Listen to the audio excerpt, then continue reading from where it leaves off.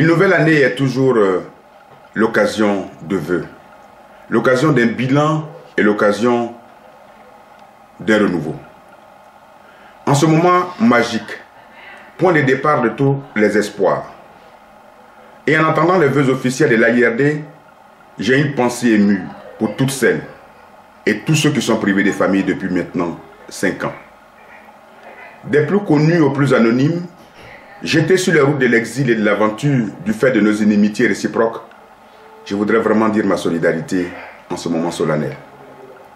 Je pense également à tous ceux qui sont dans les liens de la détention pour des raisons politiques.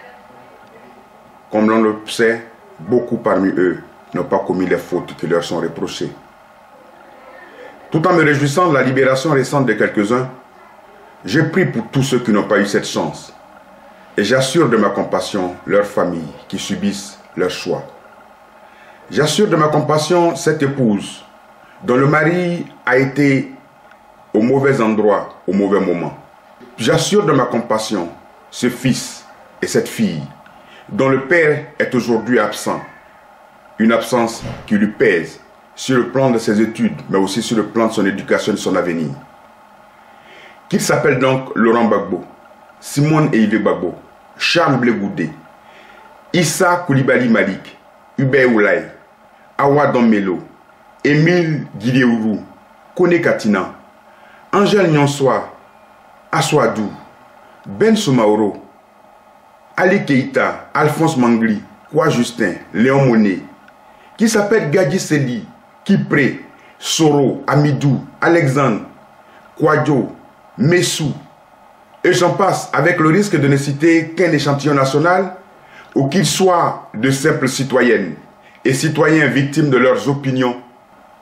Je voudrais les confier à la bienveillance du Seigneur et leur souhaiter une bonne et heureuse année 2016. Aux femmes et aux hommes qui conduisent le destin de la Côte d'Ivoire, je souhaite d'un cœur sincère un plein succès dans leur mission.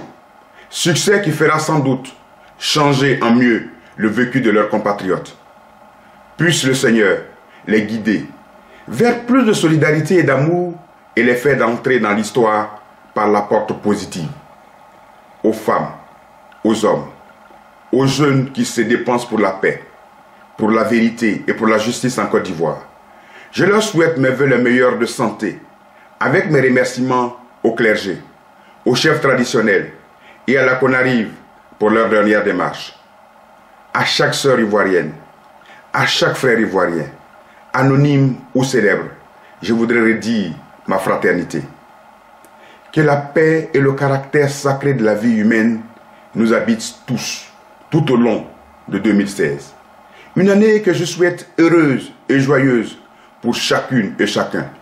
Bonne et heureuse année 2016 et que Dieu bénisse la Côte d'Ivoire.